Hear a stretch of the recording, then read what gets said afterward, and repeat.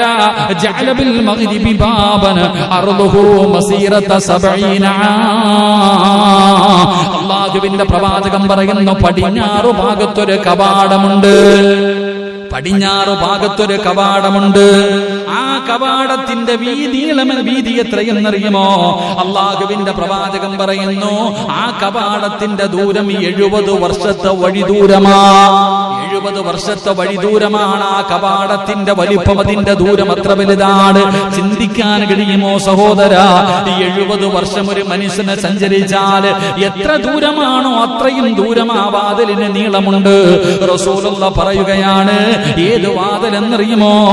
അത് തൗബയുടെ കവാടമാണ്. അത് തൗബയുടെ വാതിലാണ്. റസൂലുള്ളാഹി പറയുന്നു, സ്വഹാബാ, സൂര്യന് പടിഞ്ഞാറ് നിന്ന് ഉദയം ചെയ്യുന്നത് വരെ ആ വാതിൽ അടയ്ക്കില്ല എന്ന് നബി മുഹമ്മദ് മുസ്തഫ സല്ലല്ലാഹു അലൈഹി വസല്ലമ തങ്ങൾ പറയുന്ന 70,000 വർഷം സഞ്ചരിച്ചാൽ എത്ര ദൂരമുണ്ടോ അത്രയും ദൂരമുള്ള ഒരു കവാടമാണ് തൗബയുടെ കവാടം. അത് ഖിയാമത്ത് നാള്, അത് പടച്ചവനെ സൂര്യനതാ പടിഞ്ഞാറ് നിന്ന് ഉദിക്കുന്നത് വരെ അല്ലാഹുവിന്റെ റസൂല് പറയുന്നു, ആ കവാടം അടയ്ക്കുകയില്ല. അല്ലാഹുവിന്റെ റസൂല് പറഞ്ഞു, ഇന്നല്ലാഹ യഖ്ബലു തൗബതു അൽ അബ്ദി മാ ലം യുഗർഗർ. റസൂലുള്ളാഹി പറയുകയാണ്, അന്ത്യശ്വാസം വലിക്കുന്നത് വരെ ഒരു മനുഷ്യന്റെ തൊണ്ടക്കുടിയിലേക്ക് കാലിന്റെ തള്ളവരിൽ നിന്ന് അസുറായിൽ എന്ന് പറയുന്ന മലക്കുകളും തന്റെ അനുയായികളും കാലിന്റെ തള്ളവരിൽ നിന്ന് റൂഹ് പിടിച്ച് മുട്ടുവരെ, അരവരെ, നെഞ്ചുവരെ, കഴുത്തുവരെ അവസാനം ഈ തൊണ്ടക്കുടിയിൽ റൂഹ് വരുന്ന ഒരു സമയമുണ്ട്.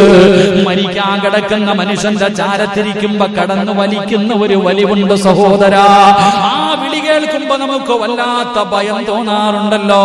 ഒരു പോത്തിനെ പിടിച്ച് അറുക്കാനിട്ടിട്ട് അറുക്കുമ്പോ അവസാനം അല്ലാഹുവേ അതിന്റെ റൂഹ് പിരിയുന്ന സമയത്ത് കടന്ന ഒരു പിടയലുണ്ടല്ലോ.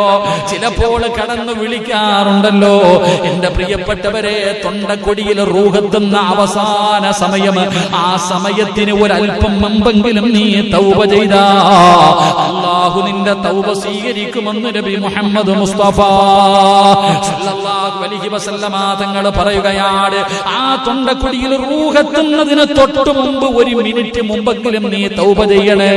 അല്ലാഹുവിന്റെ റസൂൽ പറയുകയാ, മൻ തൗബ ഖബല മൗതിഹി ബിആ. അല്ലാഹുവിന്റെ റസൂൽ അവിടെന്ന് പറയുകയാണ്, മരിക്കുന്നതിന് 1 വർഷം മുമ്പ് നിങ്ങൾ തൗബ ചെയ്യണേ. മരിക്കുന്നതിന് 1 വർഷം മുമ്പ് നിങ്ങൾ തൗബ ചെയ്യണേ. എന്നിട്ട് പറഞ്ഞു, സ്വഹാബ, 1 മാസം മുമ്പെങ്കിലും നിങ്ങൾ തൗബ ചെയ്യണേ.